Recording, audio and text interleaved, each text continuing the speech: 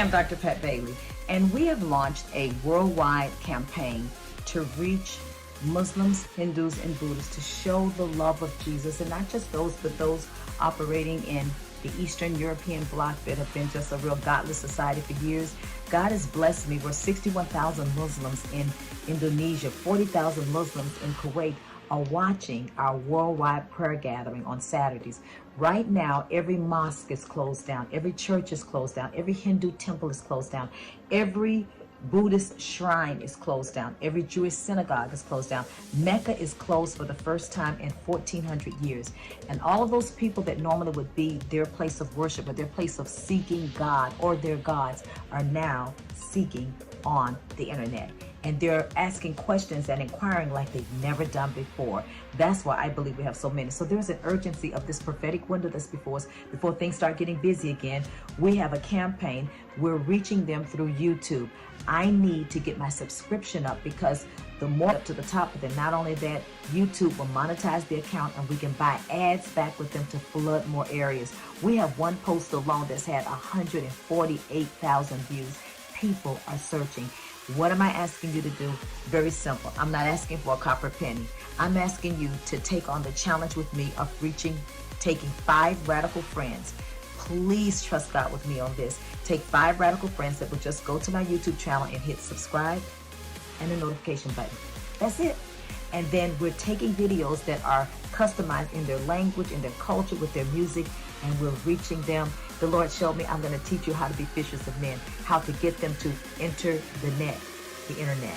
And YouTube is our platform to reach people. It's so simple, an incredible time to reach those that would normally not be open for the gospel of Jesus Christ. And we must move fast. So I need you, the moment you hear this video, take that link that's there, push it. You have to have a Google account, real simple Google account, and just hit subscribe and then the notification button. That's it. And with that, we're believing God. This is our goal, to reach 10,000 souls by June 1st. And that's why I need you now. We're at 2,500 and we believe in God for 7,500 more souls.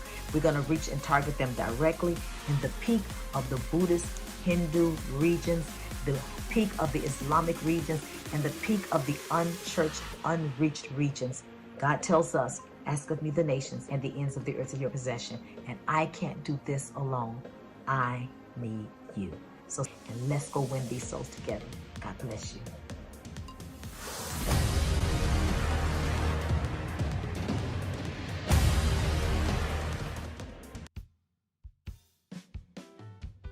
Hi guys, this weekend is going to be so awesome. We have One Voice Goes Caribbean. You don't want to miss it. It's going to be so powerful. Kareem's going to be doing reggae music. We have other reggae artists. We have Bishop Mott, who's from Jamaica but has all these different island churches funding him. We're reaching the Caribbean CARICOM. We got Puerto Rico represented with Jennifer Cruz and Daniel Cruz from Puerto Rico. They're still Caribbean. They're not CARICOM, but they're still Caribbean. We have the Bahamas, and the Bahamas was hit really, really bad with the hurricane, and they didn't get a chance to get back up on their feet yet, and we want to be able to help them. We have my Israeli Jamaican, my Jewish Jamaican. Can you believe that? Apostle Mary, who's coming, and you're gonna look at her and say, now, who in the world is she? How in the world is she possibly Caribbean? Man, you make till you hear the patois come out of her mouth. A patois is just like she was born right down in Kingston, man. You won't believe it. You'll be like, man, is this woman really from Jamaica? I can't believe it. Yeah, I don't believe this, man. And then we have the Barbados represented. We have Bermuda. We have Trinidad and Tobago. We have Turks and Caicos. We have Grenada. We have Suriname. We have Martinique represented. So we got the French islands. We got the Spanish islands. We got the English speaking islands. You know, we go all out of the way to give our best for you. And then the music and the singing and the drums and it's just going to be such a powerful time. And we will be praying for the islands. Normally this is their carnivore time, but guess what? We're going to carnivore for Jesus. So all of your West Indian friends, you want to make sure that you invite them, and encourage you go to get you some oxtails, man, or get you some kalaloo, get you some roti, and get it all together. Just enjoy.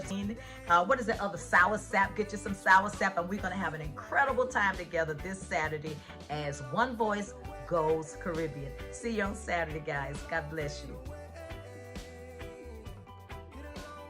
I would love to see peace and joy amongst the brethren. The righteousness is narrow. No man is truly free while his brothers are oppressed now. Are you my brother? And closed minds often lead to political unrest now. Love one another. If we could agree to disagree respectfully, then possibly we could remedy society. I believe that love will always conquer hate, and one day what separates will all fade away.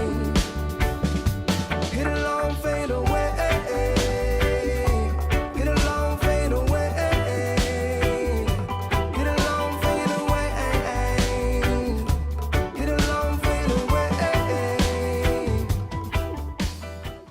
Okay, guys, you ready for the word?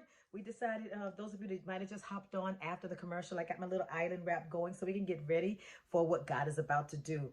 We shared on yesterday about the origin of your identity, because we're talking about how the identity and purpose are intertwined.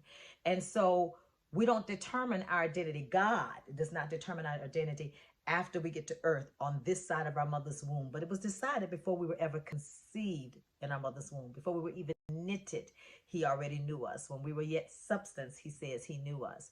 So what I wanted to bring out today to help put some more meat around that skeleton is that the origin of a thing is determined by, and the purpose of the thing, as Miles taught, in the manufacturer. So the origin of something, let's use an example. I wish I brought a plant or something here that's living. If I had a living plant, let's say if this was alive, and the origin of this plant as it's grown up, if it was live, it started with a seed, and that seed came from somewhere. And Genesis 1:14 says seed produces after its own kind. So seed has been what God created in Genesis. Before earth time began, God put it in a seed. You are the incorruptible seed through the word of God. You conceive through God and God's plan and his purpose. You are the seed of God. You're from the seed of God. How can the seed of a plant, I wish I'd brought some other kinds of seeds, but let's liken these kernels of Himalayan salt to seed. Okay? Let's say these are seeds. Let's say these are corn seeds. Okay? And each one of those, inside of every one of those kernels of corn seed, if they were corn seeds, just using this for illustration purposes, is the potential inside of it as it germinates to produce what's inside of the seed. What's inside of the seed. You don't plant a corn seed and out of it comes an apple. So let's say the corn decides, I want to be an apple, or I want to be an orange. It's too late. Seed of what you're meant to be and what you're created to be was placed inside of the seed. So you were from the seed of God. You're the seed of Abraham. You're the seed of God. We're an heir according to the purpose. You can't change who the creator of the seed made you to be. Now, if the corn seed says, well, you know what? I'm going to rock this. I'm going to just allow myself to be planted. I'm going to I'm going to produce. I'm going to enjoy the good life. I'm going to enjoy the sun. I'm going to enjoy the rain. And I'm going to produce. And notice another powerful thing about the origin of the seed and the identity of that particular thing is as this identity is tied up in the seed. The identity is tied up in the seed.